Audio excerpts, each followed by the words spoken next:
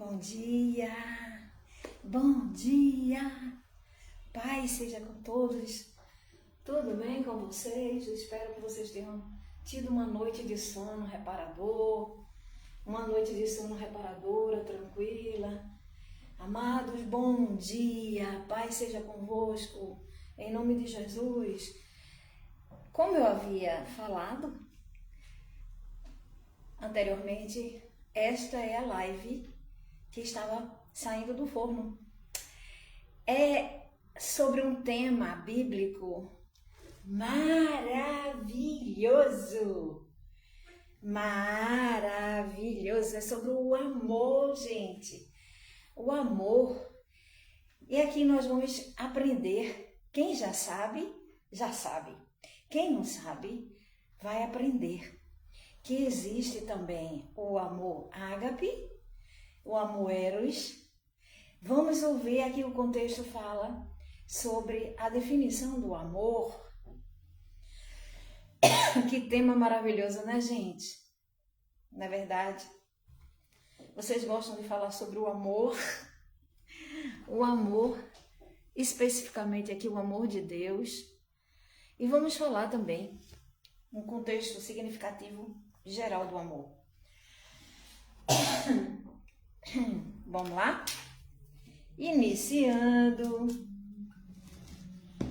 Oh, coisa linda. Senhor Deus e Eterno Pai, nós apresentamos nossas vidas, a minha, a tua, a nossa família ao Senhor. Sabemos que o Senhor é um Deus galardoador, é um Deus abençoador, é um Deus que quer nos ver alegres, prosperando, felizes, né? Regozijando na tua presença. Paráclitos, o teu santo e excelso Espírito Santo, a Trindade, Deus Pai, Deus Filho, Deus Espírito Santo. Ele se faz presente quando nós temos temor e tremor a Ele e as coisas concernentes a Ele. O Senhor disse: buscar-me-eis e me encontrareis quando me buscardes de todo o vosso coração. O primeiro mandamento: amarás o Senhor teu Deus de todo o teu coração, de toda a tua alma, de todo o teu entendimento e de todas as tuas forças. E o segundo: amarás o teu próximo como a si mesmo. O Senhor disse, relatou nas Escrituras que assim fizéssemos, cumpríssemos, não estaríamos longe do reino dos céus. Então vamos ao tema bíblico. Senhor, a ti toda honra, glória, majestade, reconhecimento, Senhor, que o Senhor deu o seu Filho amado para nos salvar, resgatar almas cativas, para libertá-las e salvar. Nós sabemos que tua mão não está encolhida, que não possa salvar, e os teus ouvidos não estão surdos, não estão agravados, que não possam ouvir o nosso clamor. O Senhor disse: clamar-me que eu te responder-te-ei, anunciar-te-ei coisas firmes e ocultas que não sabes. O amor é dom supremo, e eu posso mostrar-lhes um caminho ainda mais excelente. Então, vamos acompanhar a leitura. Se você está com a sua Bíblia, pode abrir a Bíblia, por favor. Ou, se você não tem, eu sempre digo, pessoal, quem não tem Bíblia, coloca aí no Google. Examinai as Escrituras como os bereanos. Ainda que eu fale as línguas dos homens, aqui está no plural, ainda que eu fale a língua dos homens e dos anjos, se não houvesse amor, seria como um bronze que soa, ou como o símbolo, que retine. Ainda que eu tenha o dom de profetizar e conhecer todos os mistérios e toda a ciência, ainda que eu tenha tamanha fé, a ponto de transportar montes, e não tiver amor, nada serei. Ainda que eu retribua todos os meus bens entre os pobres, ele fala aqui bens materiais, né? Dinheiro, riqueza, e ainda que entregue o meu próprio corpo para ser queimado, e não tiver amor, isso de nada me adiantará. O amor é paciente, é bondoso, o amor não arde em ciúmes, não se envaidece. A gente sabe que quando a gente ama alguém, a gente tem um certo zelo, não é? O próprio Deus fala que é um Deus zeloso. Então, assim, podemos até ter ciúme, cuidado, mas não que seja nada desacerbado, né? Que venha prejudicar a vida do outro.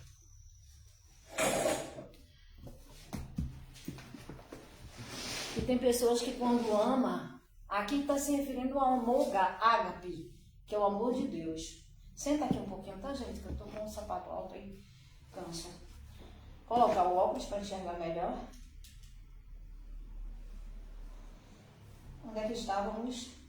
No capítulo, 1 Coríntios, capítulo 13, especificamente no 4, versículo 4. O amor é paciente, bondoso, o amor não arde ciúmes, não se envaidece, não é orgulhoso, não conduz de forma inconveniente, não busca os seus interesses, não se irrita, não se ressente do mal.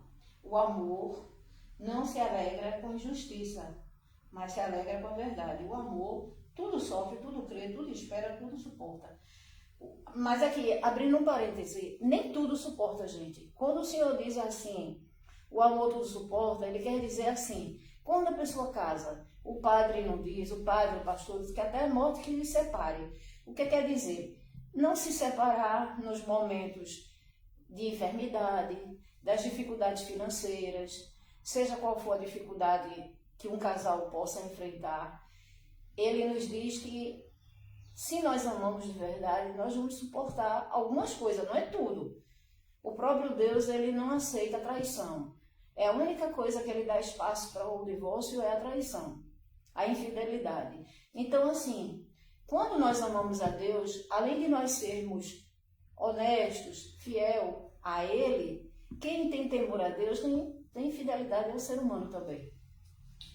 Então, o amor jamais acaba, no versículo 8 agora, o amor jamais acaba, havendo profecias, desaparecerão, havendo línguas, cessarão, havendo ciência, passará, pois o nosso conhecimento é completo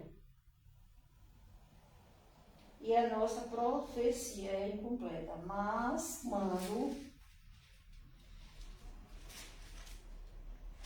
Mas quando vier o que é completo, tem algumas versões que dizem, mas quando vier o que é perfeito, então o que é incompleto seja aniquilado. Quando eu era menino, falava como um menino, sentia como um menino, pensava como um menino. Quando cheguei a ser homem, desisti das coisas próprias de menino, porque agora vemos como um espelho de forma obscura, depois veremos face a face. Agora meu conhecimento é incompleto. Sem a fé, a esperança e o amor. Estes três, porém, o amor deles é o mais. Faz isso. Voltou. Tinha saído do... Deixa eu ver uma coisa aqui. Tá ao vivo ainda? Está.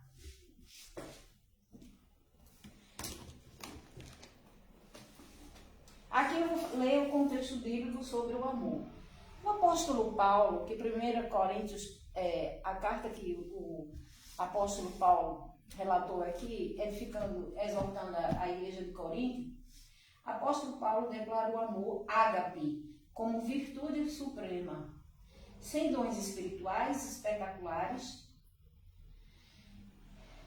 Ele, com línguas e profecias, são inúteis. O amor é critério final da maturidade, caracterizado por ser eterno.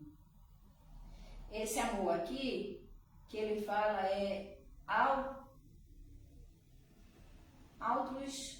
altruísta, né? É o amor do Senhor, né? Que ele entregou a própria vida pela humanidade. É um amor altruísta. O é paciente, superando a natureza passageira e todos os outros dons. A exegese, ou seja, o contexto bíblico, a explicação desse contexto de 1 Coríntios 13, pode ser dividida em 3 blocos. A primeira, a inutilidade dos dons sem o amor. Paulo usa hipérbodes, eu não sei o que quer dizer. Desculpa, tá? A minha humildade faz eu dizer que essa palavra eu vou procurar no dicionário. Hipérboles, para contrastar. Ele usa essa, eu acho que é uma tese, né? Pega esse texto para contrastar sobre os dons valorizados na igreja de Corinto, com um amor prático. Mesmo alguém com eloquência dos dons dos anjos, dom de profecia, conhecimento profundo, fé extrema ou sacrifício financeiro absoluto, nada será se não houver o amor. Ele quer dizer assim, mesmo com a eloquência, mesmo pregando muito bem, abordando bem o assunto, mas se não tiver amor, nada adianta. As características do amor está no versículo 8 ao versículo 13.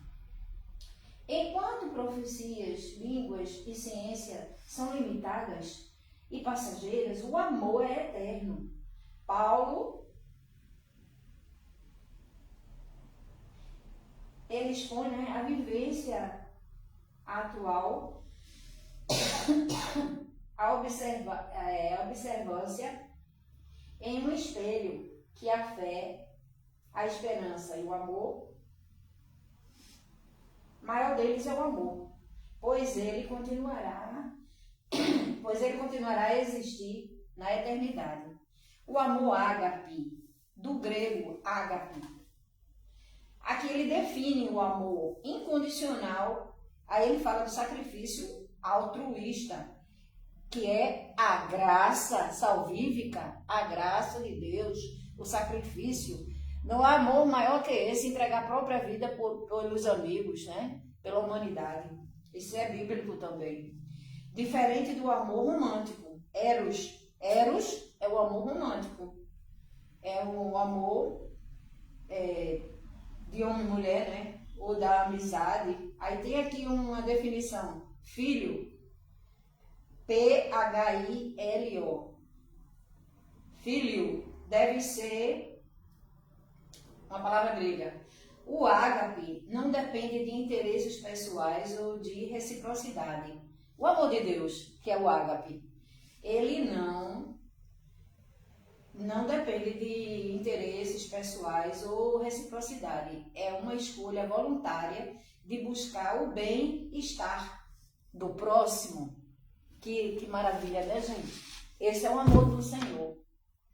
Para entender o conceito, é útil explorar o seu significado religioso e prático.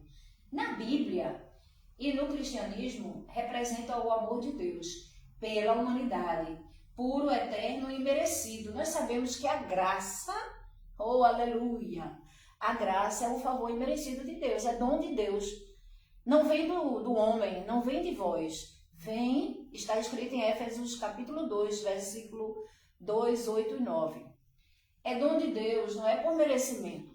Tem doutrina que fala pelas boas obras seríamos salvos. Isso é um engano, gente. Isso é um engano. São pessoas de Deus? São pessoas queridas? São. Eu mesmo tenho pessoas que eu conheço que são de outra... Não é denominação, é uma doutrina. Só que, gente, a gente não pode ir de contra o que está nas escrituras, porque a própria palavra do Senhor, em Apocalipse 22, até coloquei no Facebook, a própria palavra do Senhor, Apocalipse 22, 15, aliás, Apocalipse 22, 19, está escrito que não pode se acrescentar nem tirar uma palavra da Bíblia. Não existe assim, livro segundo Kardec, segundo não sei quem. Não pode. A nossa bússola é a verdade, a Bíblia. Essa é o nosso guia. Né? O guia é o Espírito Santo, mas eu digo assim, que nós devemos nos basearmos, é a Bíblia. Então a Bíblia fala que no cristianismo representa o amor de Deus pela humanidade, puro, eterno e merecido, a graça. Um sentimento demonstrado através do sacrifício, veja, não fica em palavras. Ele veio em carne, veio como homem, teve alegria, teve tristeza, sofreu, padeceu até a morte de cruz, ressuscitou ao terceiro dia, e antes de subir aos céus, ele deixou a instrução que até nós estivermos, até o fim dos séculos, teríamos a presença do Espírito Santo, aquele que reconheceu ele, não só o Pai, mas o Filho e o Espírito Santo, e ele estaria conosco até a consumação dos séculos, ou seja, até a vida tenhamos. Todo aquele que confessa ele. Então, aqui ele representa e ele demonstra, através do sacrifício dele, a graça. Jesus Cristo é também conduta que os cristãos são ensinados a ter para com o próximo e até com os inimigos, né? O Senhor não disse que é para amar os inimigos. O amor com ação. O ágape não é sentimento passageiro. Ele é descrito através de atitudes como a misericórdia, a compaixão, né? Está escrito no Sermão da Montanha que os misericordiosos alcançarão misericórdia. Os pacificadores serão chamados filhos de Deus.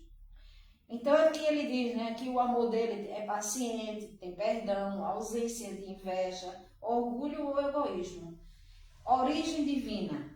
Pela sua natureza exigente, muitas tradições filosóficas defendem que o amor ágape puro se origina, ou seja, é originado em Deus e é gerado no ser humano através do Espírito Santo, Paráclitos. Senhor Deus e eterno Pai, nós glorificamos o teu nome, bendito tu és nos céus e terra. Nós te amamos, anelamos, pelo menos eu anelo e eu sei que esse amado ouvinte, ele também busca, assim deve ser, pedir perdão pelos nossos pecados, porque muitas vezes nós pecamos por palavras, pensamentos, atos ou omissão.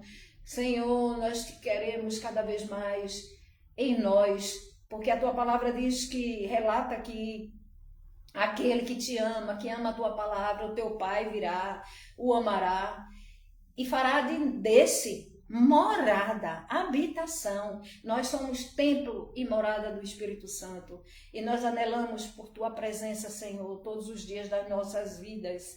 Que seria de nós se não fosse o amor de Cristo, se não fosse a tua compaixão, as tuas misericórdias que se renovam a cada amanhecer, se não fosse a tua bondade e benignidade. Pai, muito obrigada, se não fossem os teus frutos, e o maior deles é o amor, esse que foi colocado aqui, esse que o Senhor me deu para ministrar hoje.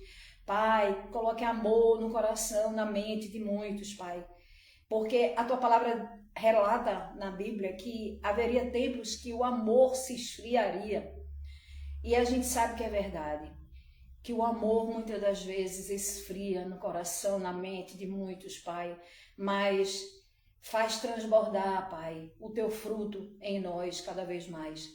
Louvado seja eternamente o teu santo e excelso nome. Apresentamos nossas vidas, apresenta a vida desse amado ouvinte. O Senhor sabe do que cada um necessita, não é? Seja no campo físico, espiritual. Pai, vai curando, vai sarando, vai libertando e salva para a glória e honra do teu nome. Vamos orar um salmo e encerrar a live. Louvado seja eternamente, Pai eterno, o teu santo nome. Senhor, que eu saiba mais consolar e ser consolado, compreender e ser compreendido para a vida eterna. Eu não sei a letra toda, mas eu vou ver se louvo e vou louvar. Bem-aventurado aquele que bem-aventurança de quem recebe o perdão. Bem-aventurado aquele cuja a transgressão é perdoada, cujo pecado é coberto. Bem-aventurado é aquele que o Senhor não atribui iniquidade e em cujo espírito não há engano. Enquanto calei, os meus pecados envelheceram os meus ossos pelos meus constantes gemidos todo dia, porque a tua mão pesava dia e noite sobre mim, e o meu vigor secou como um calor do verão. Confessei-te o meu pecado e a minha iniquidade não mais ocultei. Louvado seja Deus. Esse é o Salmo 32, eu abri aleatoriamente. Eu gosto de orar muito também, gente. Vamos ler aqui.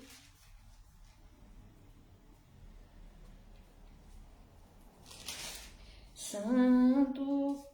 Salmo 1. Bem-aventurado é aquele que não anda no caminho, no conselho dos ímpios. Não se detém no caminho dos pecadores.